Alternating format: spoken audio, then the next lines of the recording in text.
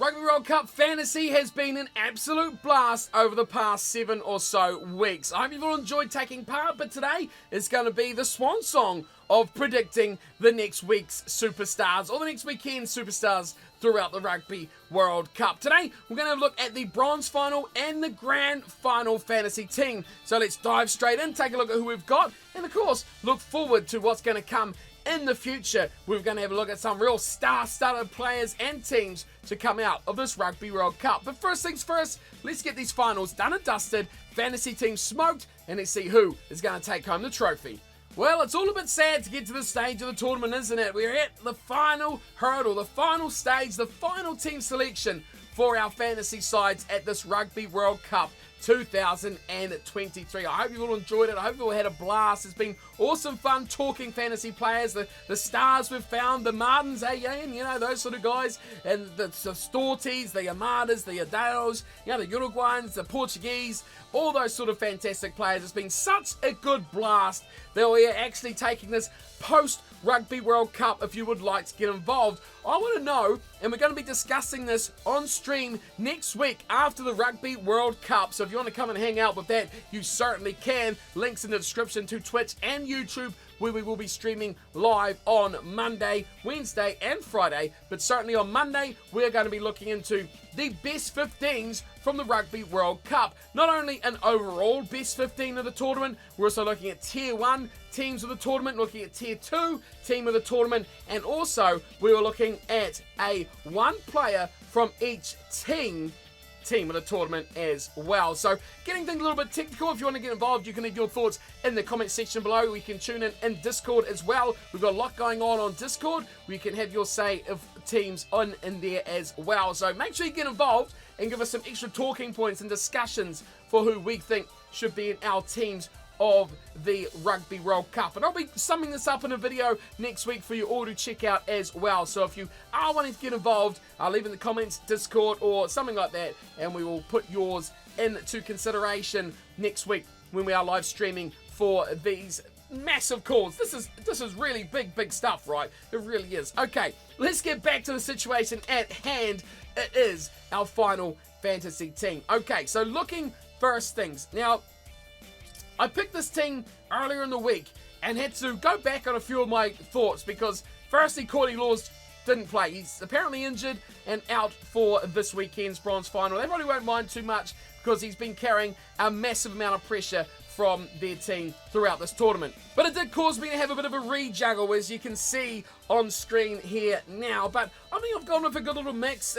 You want fantasy points here, so you want to go with players who are going to actually accumulate you points. So that's why there's a lack of South Africans, because typically, especially with their 7-1 split bench, they are going to change that whole pack pretty much after half time. So any of those guys on the bench or starting, unless they are incredibly on top of the whole world, they're not going to score a huge amount of points. Whereas the rest of them, you know, a lot of your Argentinians, your Montoyas, your Gallos, your Kramers, that play most of, if not all of the game. So that's why we're going with those sort of guys as well. And if we're going to have a backline that's explosive, I think it's going to be the All Blacks. But considering the conditions we are expecting this weekend, i.e. a lot of rain, we can probably expect that it won't be as exciting as we possibly hoped it would have been. So let's take a look at the team heading into this weekend's matchup. First things first, we're going to start on that loose head side, or, you know, whatever side you want it to be on. You pick 2 loose heads, 2 tight heads, whatever way you want to go. We're going with Stephen Kitshoff. Again, just South Africans aren't massive point scorers, but we're going to go with Kitshoff there already. Over the tournament, he's been just consistently getting 10 to 20 points. If there's something you might change, it may be in the face of Kitshoff. But there's not too many other huge options, especially when we've already got 6 All Blacks in the team. Do we look towards an Englishman or something like that? Or do we just stay consistent with Mr. Kitshoff? And hopefully he's going to rack us up 20 points just to be safe.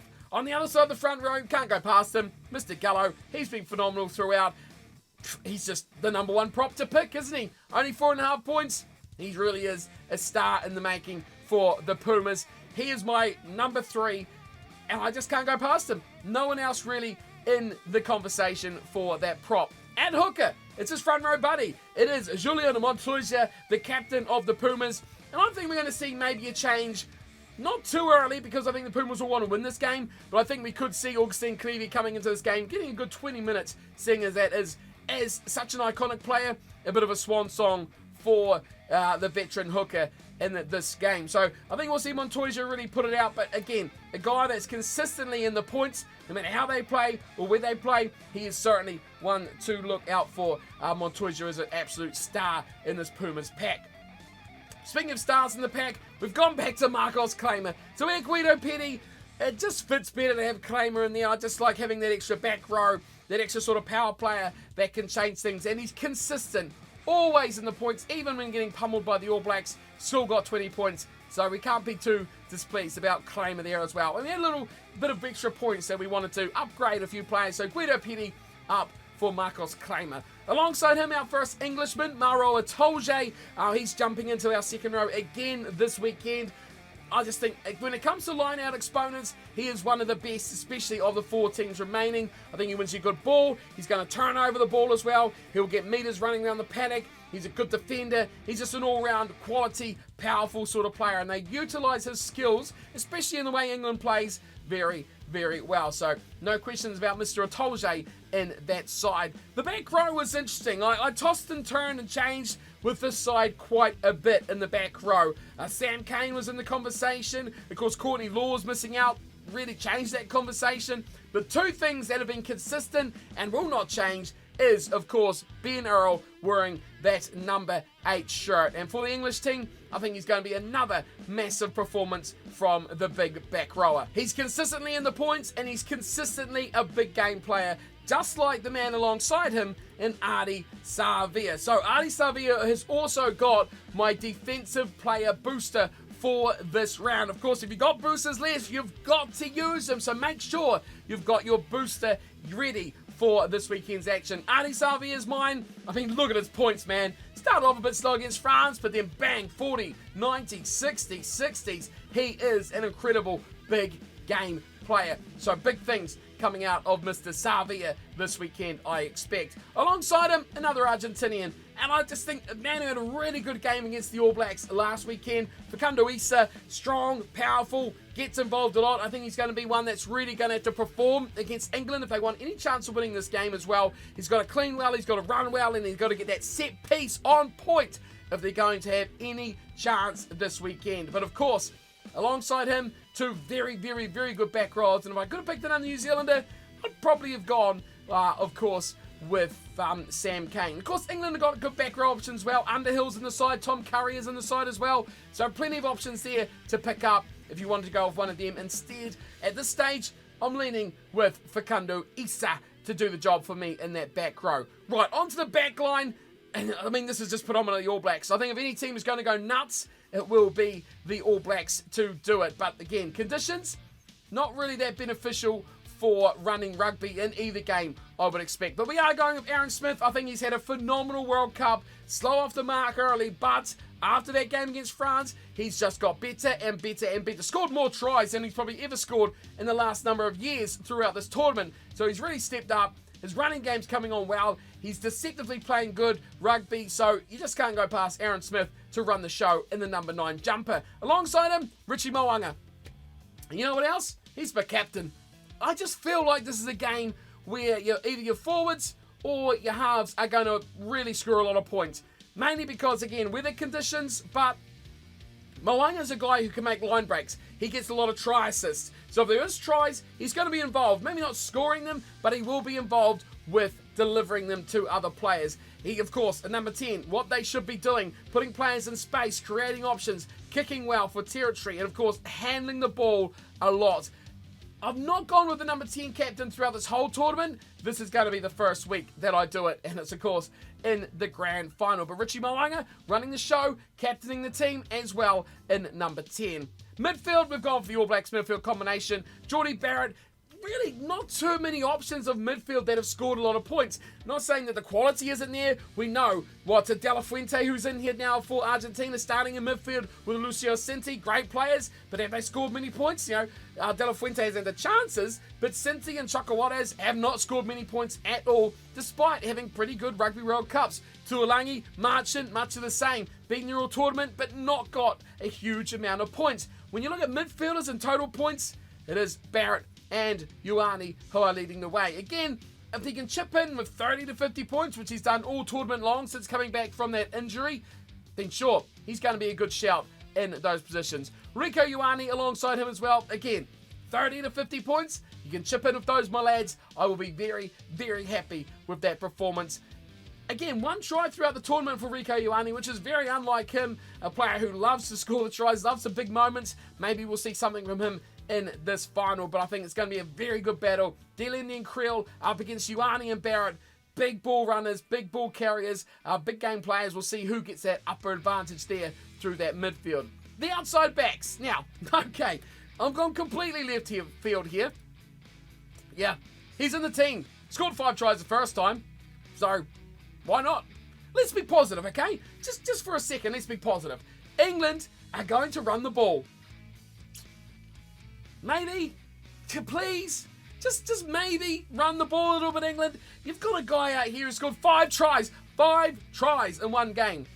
If he does it again, he's going to be a record holder for the leading try scorer in a tournament, bar what Will Jordan does the day after. Henry Arundel, phenomenal speed. I mean, just what he did in that 1 game against Chile, he could be fantastic, but will he receive the ball?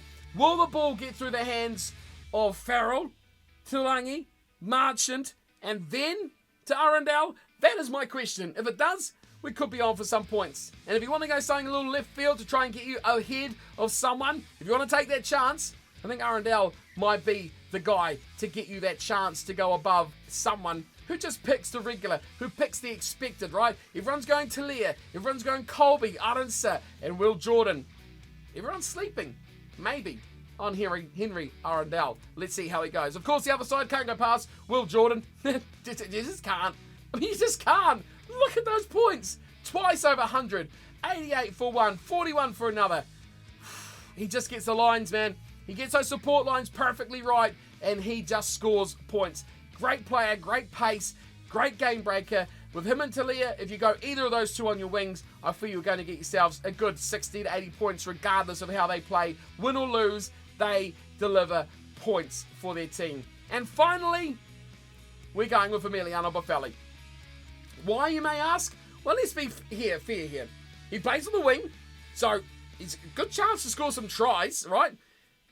If they have the opportunities, okay? But the big thing here about Boffelli is he's going to get points off the boot. If this is dragged down, if this is a game where it's just a real arm wrestle fight, like we see from England throughout this whole tournament, we're going to see Boffelli kicking sticks at every opportunity. Maybe we will anyway. If the game opens up, we're going to see guys like Mateo Carreras breaking lines and breaking hearts. Then Boffelli could kick conversions. Or maybe Boffelli could score himself. I just think he's a good solid option. You get exciting outside backs. You know, we could go Talia as well, another option there. But I just feel like Boffelli's going to get you 20, 30, 40, 50, 60, minimum points. He's going to get you just above that minimum. He's just going to tick your scoreboard over like he does in the game. Kick goals, get running meters, make tackles. He's a solid all-round player. And with the goal kicking, he's just guaranteed to get you some points on the board. You can see by the way he's played. Good game, bad game, he's always in the points aside from this. But we're just going to ignore that top one because history never repeats, right? Right? Right, Arundel? Right? Please, for his sake, make it never repeat again. And there we go. We do have our team for the up-and-coming weekend of Grand Final Rugby. I mean, who's most... Will Jordan selected by half the people in the competition, whereas Henry Arundel, just 8.5. So if you want to really get that little technicality difference, this is the way to do it. Rico is, 25% for those two. I don't know. There's low options here from the Argentinians. If you want to be a little bit different, I think that could be the high-scoring game out of the weekend, whereas the All Blacks and the Springboks in the final, it's going to be tense, man, and every point is going to be so crucial. So you want to make sure that you take every single option that you can. But that is my team, done and dusted for the final round of the Rugby World Cup. Also, if you go up here a little bit, I've got 1.5 points left over. So if we do look for something, maybe moving Kitchoff, I don't know. He is the third highest scoring prop in the competition so far, alongside Franz Maholba. Not much separates those guys. Genge is 10, 14 points behind. Options are there, But let's rely on Stephen Kitchoff to do the job, at least for 40 minutes, right, before he goes off. But that is it. That is my team. What is your team looking like for this weekend? Most people are being very secretive heading into this final round as they try and inch their way up the table. But for me, there it is. I'm doing the Springboks. You think you got a better team? Beat it, boy. Just beat it. Because my team's, well, maybe not better, but I'm going to back it. I'm backing the team. I'm backing Henry. I'm backing Ben. And I'm backing the All Blacks to do the job as well. Go Argentina. Go the All Blacks. Let's see if you can do the double this weekend over England and South Africa. I'll be live during the matches as well for a commentary/watch party. So you can come in, check out the game, chat rugby with me, watch the game on Discord if you like as well, and just have a good all-round time. Festival atmosphere with everyone else who comes and hangs out during the World Cup matches. It's been an absolute blast of a tournament. So if you want to go out with a little bit of fire, come hang out on Twitch or YouTube, join the streams during the game, and talk some rugby. I'll be there from almost an hour before the game kicks off. So come and join me and have some fun for the final weekend of the Rugby World Cup. Thank you all for tuning in and watching. I hope you enjoyed the fantasy rugby and I hope you've enjoyed the tournament. I'll be back with plenty more rugby content after the tournament as well, so make sure you hang around for those. And of course, thank you for all the support over the tournament, and I'll see you all next time. Until then, take care.